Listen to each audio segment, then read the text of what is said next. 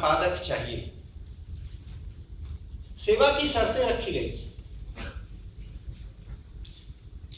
2 सूखी रोटी, 1 गिलास पानी और प्रत्येक संपादकीय के लिए 10 साल की सश्रम कारावास की सजा।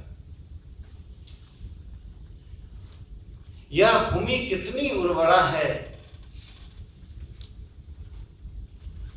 कि उस विज्ञापन के बाद संपादक चाहने वालों की लंबी कतार खड़ी हो गई, उसके लिए साक्षात्कार लेना पड़ा।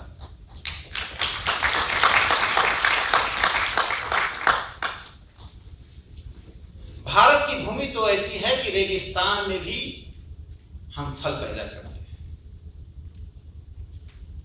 और यहाँ तपस्या मिशन के पास के साथ जीने वाले लोग स्वयं स्वप्रेरणा से काम करते हैं, और ब्रिटिश साम्राज्यवाद को चुनौती देने के लिए इन्हीं छोटे छोटे अखबारों ने, छोटे छोटे कुटिया से निकलने वाले अखबारों ने, हर 3-4 वर्षों में प्रिंटिंग प्रेस बदल लेने वाले अखबारों ने, और संपादकों को जेल जाने के लिए तत्पर करने वाले अखबारों ने उस साम्राज्यवाद को चुनौती दी जिसके पास बड़ा प्रिंटिंग प्रेस था, पूंजी की पत्रकारिता थी। आज जब पत्रकारिता जिस दहलीज पर खड़ी है, मित्रों, कहते हुए दुख हो रहा है, उसमें मैं पत्रकारों को दोष देने के लिए तैयार हूं। हम जब भी पत्रकारिता पर विमर्श करते हैं तो पत्रकारों को क्या करना चाहिए, क्या नहीं करना चाहिए, हमें यह पता नहीं होता है कि वे हमारे बीच के, उनकी भी जीविका है। हम इस बात पर गंभीरता से विमर्श नहीं करते हैं कि पत्रकारिता के जो संस्थान हैं, जो बड़े अखबारों के मालिक हैं, वे कौन हैं। टेलीविजन चैनल जो खुल रहे हैं, उनके मालिकों का सामाजिक सरोकार कितना है। येन केन प्रकारेण पूंजी पैदा करके समाज को निर्देशित करने की, पाखंड करने के लिए जब अखबार और इलेक्ट्रॉनिक मीडिया की शुरुआत हो रही है, तो मैं आपको बता देना चाहता हूं कि समाज की दुर्गति स्वाभाविक है।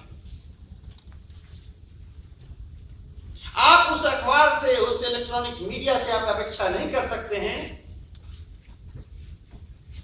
कि जिस रास्ते पर वो चल रहा है वह रास्ता आपको मंजिल तक ले जाएगा, जो मंजिल सामाजिक सरोकार का है, जो मंजिल सामाजिक चेतना का है। हिंदुस्तान का एक अखबार जो विश्व का ब्रांड बना हुआ है,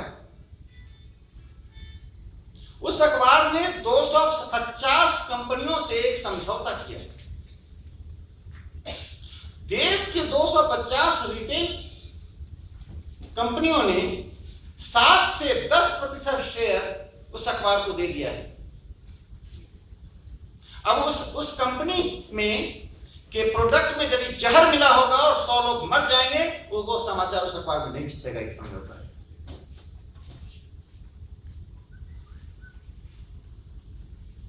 सिर्फ इस बात के लिए 7 से 10% का शेयर उस अखबार को दिया गया।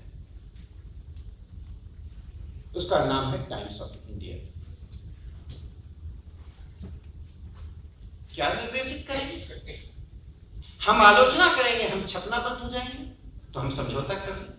तो वह कंपनी, वो अखबार और हम तीनों एक नाव की सवारी हो। हमने इस डर से उसके खिलाफ आवाज नहीं उठाई कि आज का समाचार उसमें नहीं छपेगा, आगे मैं ब्लैक लिस्टेड हो जाऊंगा। मेरा डर ने मुझे उससे समझौता करा दिया। उन कंपनियों का यह डर कि जो मैं काला कारनामा कर रहा हूं वो आज न कल उजागर होगा, वो न छपे, इसलिए उसने शेयर बेच दिया। तो हमने और उन कंपनियों में कोई बुनियादी अंतर नहीं है। नारद ने कहा, तुम्हारी अपनी आवाज, तुम्हारी अपनी आंखें, तुम्हारी अपनी बुद्धि ही तुम्हारा टेलीविजन चैनल है और तुम्हारा अखबार है। तुम्हें किसी कागज के पन्ने की जरूरत नहीं है, तुम्हें किसी टीवी स्क्रीन की जरूरत नहीं है, न कबीर को जरूरत पड़ी, न रहीम को जरूरत पड़ी, न नारद को जरूरत पड़ी, तो हमें क्या जरूरत है? जरूरत उनको है जो उस कंपनियों के नेचर के लोग। इसलिए समाज में मीडिया की सच्चाई के ऊपर विमर्श होना चाहिए। आम लोग, आम पाठक ठगा जा रहा है, आम पाठक छला जा रहा है। विरासत में और आज में जो जमीन आसमान का अंतर होना चाहिए, उस पर गंभीर शैक्षणिक विमर्श और पब्लिक डिस्कोर्स होना चाहिए। जब पब्लिक डिस्कोर्स होगा तो उनमें शुद्धता आएगी, वे डरेंगे ऐसा करने से। और इसीलिए उन सस्ते अखबारों की जगह उसका विकल्प क्या है? कोई मुझसे पूछेगा, ठीक है, आलोचना है, हम कहां से अखबार निकालें? आम आदमी कहां से टेलीविजन चैनल निकालेगा? एक टेलीविजन चैनल निकालने के लिए 50 करोड़ रुपया चाहिए, हमारे पास तो 50 से ज्यादा। आम आदमी अपनी रोजी रोटी की चिंता करेगा कि टेलीविजन चैनल निकालने जाएगा, अखबार पढ़ना बंद कर देगा। टेलीविजन वो निदान नहीं है।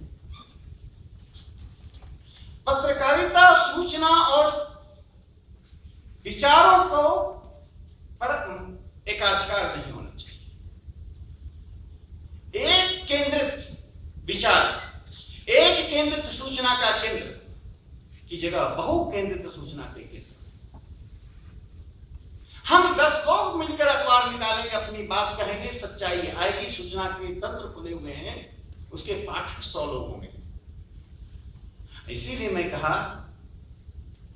कि मालवीय जी और गांधी जी में कोई पदों की प्रतिस्पर्धा नहीं थी। मदन मोहन मालवीय और महात्मा गांधी किस बात की प्रतिस्पर्धा? लेकिन गांधी जी का हरिजन और यंग इंडिया, मालवीय जी का लीडर और अभ्युदय,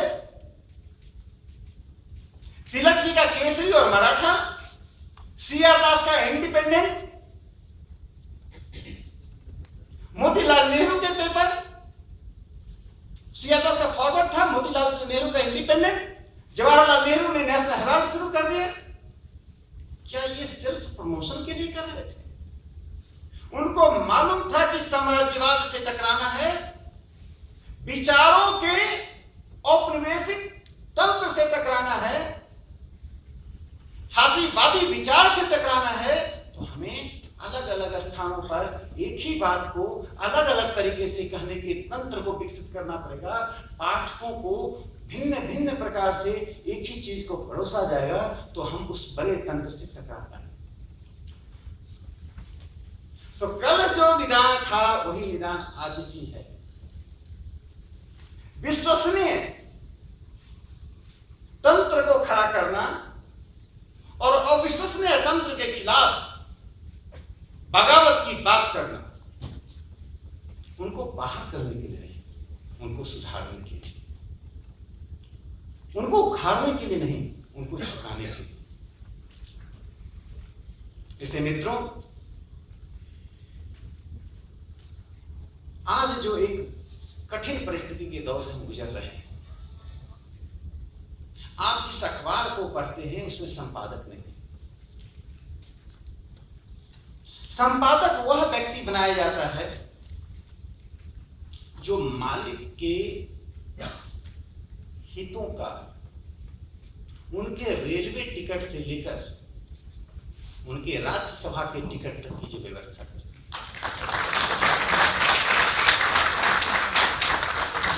और आप कहेंगे कि इंग्लिश में इज्जत नहीं मिलती है, समाज आपको बर्दाश्त कर रहा है, यही बहुत बड़ा ऑनर है आपके लिए।